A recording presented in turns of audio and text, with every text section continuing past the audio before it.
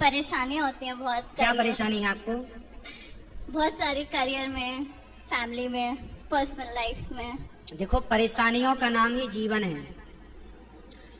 आपने देखा होगा हॉस्पिटल में जब कोई बीमार पड़ता है ना और वेंटिलेटर पे होता है तो एक मशीन होती है, उसमें लाइन यूं यूं चलती है, ऐसे चलती है ना, और लाइन सीधी हो गई मतलब मर गए। YouTube पर चैनल को सब्सक्राइब कर लीजिएगा। दोस्तों, जय श्रीमन नारायण, जय श्री राधे राधे राधे। गुरुजी के प्रिय भक्तों, उत्तर प्रदेश के वृंदावन में आयोजित धर्म और आध्यात्मिक चर्चा के दौरान यह युवती कहती है कि इस जीवन में कैरियर, परिवार और पर्सनल लाइफ में इतनी परेशानियां हैं कि देखा नहीं जाता, और अब ऐसा हम क्या करें कि हमें दुख तकलीफ परेशानियों से छुटकारा मिले और हमें दोबारा इस जीवन में आना ना पड़े। तो जवाब में पूज्य गुरुजी अनिरुद्धाचार्य जी महाराज ने उस युवती को जीवन के उस सकारात्मक पहलू की हकीकत बताई जिसे आज निराशावादी लोग सुन ले तो उनके जीवन में नई ऊर्जा का संचार होगा और उनका जीवन जीने का नजरिया बदल जाएगा। दोस्तों, आज की वीडियो बहुत ही प्रेरणादायी होने वाली है, इसे अंत तक जरूर देखिएगा और वीडियो अच्छी लगे तो चैनल को सब्सक्राइब और वीडियो को लाइक और शेयर जरूर करिएगा। राधे राधे। मेरा नाम अस्मिता है, मैं दिल्ली से आई हूँ। हमें ऐसा क्या करना चाहिए कि हमारा आखिरी बर्थ हो, इसके बाद हम ना आए यहाँ पे? क्यों, क्या दिक्कत हो रही है आपको? कलयुग अच्छा नहीं है। क्या अच्छा नहीं लग रहा है आपको? परेशानियाँ होती हैं बहुत। क्या परेशानी है आपको? बहुत सारी, करियर में, फैमिली में, पर्सनल लाइफ में। देखो, परेशानियों का नाम ही जीवन है।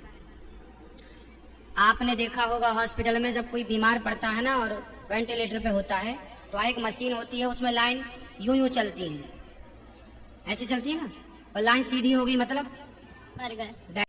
मर गया। जब तक टेढ़ी लाइनें हैं, जब तक उतार चढ़ाव है, तब तक ही जीवन है। सीधा हुआ तो मर जाएगा आदमी। तो आपके जीवन में ये उतार चढ़ाव जो है, स्ट्रगल जो आप कर रहे हैं, करते रहिए।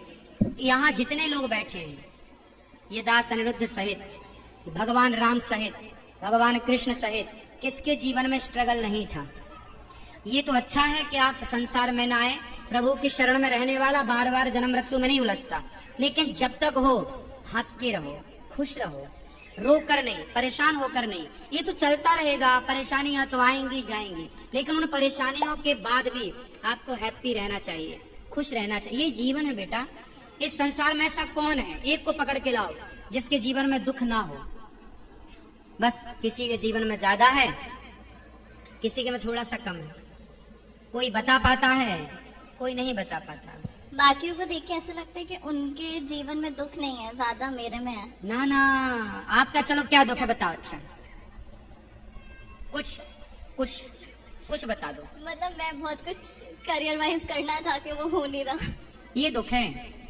अरे किसी के घर में तबीयत खराब हो जाती है या फिर ऐसे लोगों को देखो जिनके दोनों हाथ कट चुके हैं। जरा सोचो कि जिसके दोनों हाथ नहीं हैं और उसके घर में करने वाला कोई नहीं है और उसे प्यास लगी हो, वो पानी कैसे पीता होगा? कभी आपने सोचा है? मैंने ऐसे लोगों को भी देखा है जिनके दोनों पांव और दोनों हाथ नहीं है। आप बताओ कि सिर्फ प्यास लगती होगी तो वो डिपेंड होता होगा ना दूसरों पर, भैया जरा हमें पानी पिला दो, भैया भूख लगी, कुछ खा नहीं सकता। तो दुखी तो वो है बेटा। तुम अपने हाथ से खा रही हो, तुम अपने पांव पे चल रही हो, तुम अपनी आंखों से देख रही हो, तुम अपने कानों से सुन रही हो, तुम अपने मुंह से बोल रही हो। आपके जैसा सुखी संसार में कोई नहीं है। दुखी तो वो है जो एक शब्द भी नहीं बोल पा रहे हैं, बेचारे गूंगे हैं। दुखी तो वो है जो एक कदम भी नहीं चल पा रहे हैं, बेचारे लंगड़े हैं। दुखी तो वो है जो एक शब्द भी नहीं सुन पा रहे हैं, बेचारे बहरे हैं। क्यों नहीं हम उन लोगों को देखते? हम क्यों अपने को ही हल्का मानते हैं? क्यों हम अपने को छोटा कहते हैं? ईश्वर ने हमें बहुत बड़ा बनाया है बेटा। पॉजिटिव क्यों नहीं सोचना? अच्छा भी तो एक एंगल हो सकता है, ये भी एक पहलू है आपके नजरिए का। इसलिए आप ये कहते हैं कि मैं बहुत दुखी हूं। नहीं, आप इस संसार में सबसे सुखी हैं। और लोगों को देखो जो घिसट रहे। आप तो चप्पल पाँव में पहनती हैं, कुछ लोग तो हाथ में चप्पल पहन के घिसटते हैं, नहीं देखा आपने? फिर आप कितने सुखी हैं। ईश्वर का धन्यवाद दीजिए कि विधाता आपने हमें इतना सुख दिया है, उसके लिए थैंक यू। ठीक है, थैंक यू। आप बताओ कि आप सुखी हो कि दुखी हो? मैं सुखी हूँ, ये मुझे पता है। बस ऐसा है कि अब थक फिर- गए लाइफ से। फिर भी शिकायत? शायद से मतलब ह्यूमन नेचर होती है कि न हाँ मैं बेटा हमेशा देखो, खुश ही रहती हूँ। यदि शिकायतें करने बैठेंगे तो सबकी शिकायतें हैं, लेकिन माता सीता को जंगल जब जाना पड़ा, राम जी ने जंगल भेज दिया, लव कुश को पैदा किया अकेले, स्ट्रगल देखिए, लकड़ी काटी, तो किसी ने सीता माँ से कहा कि अब बताओ तुम्हें राम जैसा पति चाहिए जिसने तुम्हें गर्भावस्था में वनवास भेज दिया? किसी नारी को क्या ऐसा पति चाहिए कि उसका पति गर्भवती स्त्री को घर से निकाल दे? तब सीता माँ ने कहा, बहन जब जब मेरा जन्म हो तब तब मुझे राम ही पति के रूप में प्राप्त हो।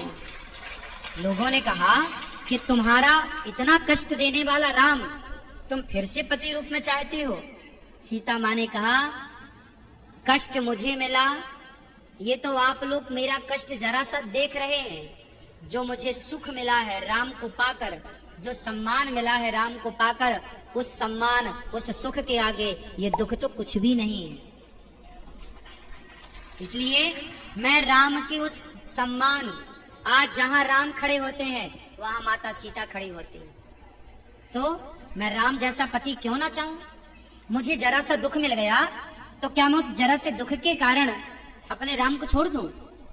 ना बेटा, जिस राम ने हमें इतना सुख दिया है, यदि जरा सा कोई बात नहीं, तुम्हारी माँ इतना लाड़ करती है और एक थप्पड़ मार दे गाल में, इसके लिए हम माँ को दुश्मन तो नहीं मानने लगते ना। बस ईश्वर ने इतना सुख दिया, जरा सा दुख भी हो तो ईश्वर का प्रसाद मान के उसे ग्रहण करना चाहिए, थैंक यू कहना चाहिए ईश्वर को। तुम्हारी माँ ने बचपन में तुम्हें कभी मारा नहीं थप्पड़, इसलिए तुम्हें थप्पड़ का एहसास नहीं है बेटा। ईश्वर के थप्पड़ का एहसास भी काश होता आपको। ये मेरी बहन है, ये बहुत पिटी है तो मैं कम पिटी हूँ घर में। कम पिटी हो मतलब पिटी तो हो, बहुत कम। हाँ चलो अच्छा है। माँ जब आपको मारती है, अच्छा इनको मारती थी माँ, तो क्या इनकी दुश्मन है इनकी माँ? नहीं नहीं, फिर इनके भले के लिए ऐसे है। ईश्वर यदि हमें थोड़ा दंड भी देते हैं, दुख भी देते हैं, तो वो हमारी भलाई होती है। तेरे फूलों से भी प्यार, तेरे कांटों से भी प्यार। Thank you. खुश रहिए।